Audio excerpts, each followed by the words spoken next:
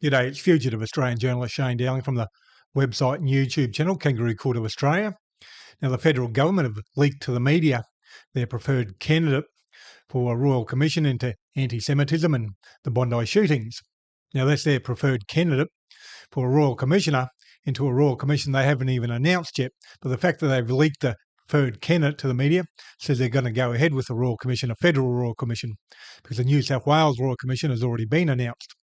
And as soon as that was leaked to the media, commentators and Jewish supporters and the Jewish-aligned Murdoch media have come out and attacked the preferred candidate, which is the former High Court Judge Virginia Bell.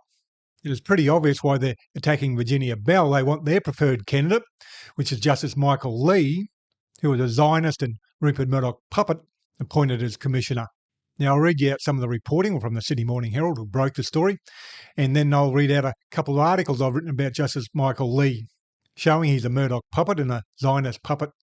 Now, the Sydney Morning Herald broke the story on Wednesday, the 7th of January 2026, in an article titled "Former High Court Justice in Frame to Lead Bondi Royal Commission," and that was published on their website late Wednesday night.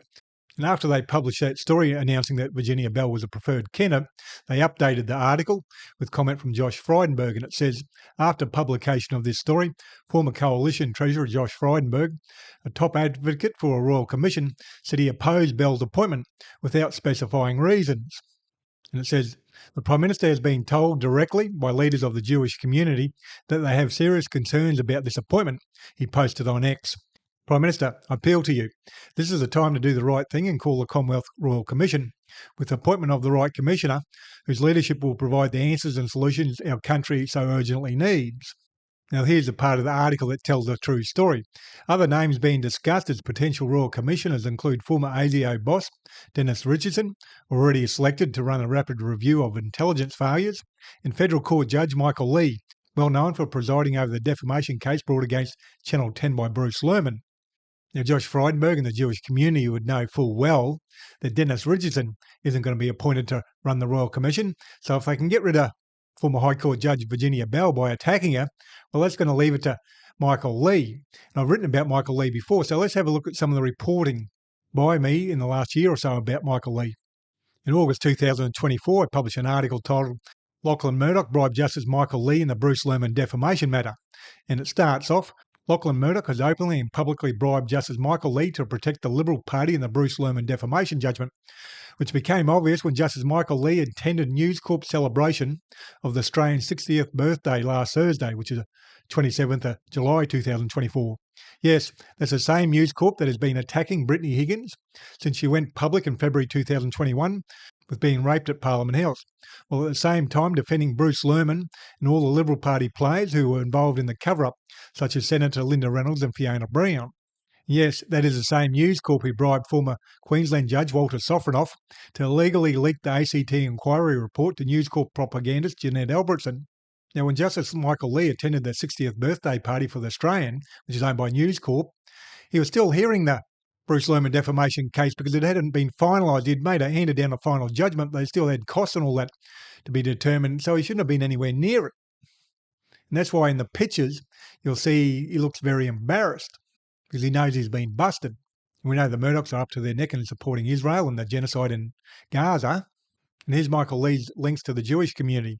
In March 2025, I published an article, Justice Michael Lee exposed supporting sexual predator, former Judge Dyson Heydon.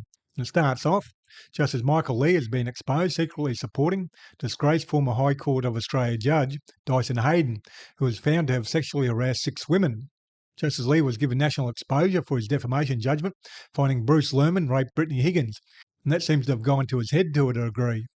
And as you will see, Justice Lee rates anti-Semitism a major issue, and only rates sexual harassment by a judge as a minor issue given his support for Dyson Heydon. Now, later in that article, I say Justice Lee's attack on anti-Semitism, which was in February 2025, and it says, Justice Lee was in the media a couple of weeks ago attacking the growth of anti-Semitism and was reported as saying, Federal Court Justice Michael Lee says anti-Semitism has grown in Australia due to the cancel culture and intolerance in universities and moral relativism in school curriculum. The judge, best known for presiding over the Bruce Lerman defamation case, made the comments on Thursday, this is February 2025, at an anti-Semitism forum in Bondi. The forum was also attended by New South Wales Premier Chris Minns, Opposition Leader Peter Dutton and Attorney General Mark Dreyfus. Lee is quoted as saying, speaking as a citizen rather than as a judge, said he believed the latest incidents of anti-Semitism can be traced back to the diminution of a sense of cohesive national identity and a related soft revolution in values. Well, Lee has shown he is badly wrong because the latest incidents of anti-Semitism can be traced back to organised crime, as the New South Wales Police have revealed. But more importantly, if Lee is prepared to go public and speak as a citizen rather than as a judge on anti-Semitism, why doesn't Lee do the same thing regarding sexual harassment of women by Dawson Hayden? Now, Rupert Murdoch's Australian newspaper and website have reported today Jewish leaders are backing federal court heavyweights James Allsop or Michael Lee to lead the Royal Commission focused solely on anti-Semitism and Islamic extremism as Labor figures push for High Court Justice Virginia Bell. Well, that shows, I think Justice Allsop is just a smoky. I think they're definitely pushing for Michael Lee because he's a puppet for Murdoch and the Zionists. And if he's appointed, well, it's going to end up being just a witch hunt for enemies of the Zionists, enemies of Murdoch, enemies of the Jewish community. Yeah, you can go to my website, Kangaroo Court of Australia, do a search for Justice Lee, and you'll be able to find those articles and read them in full. They've got a lot more information and links to other details.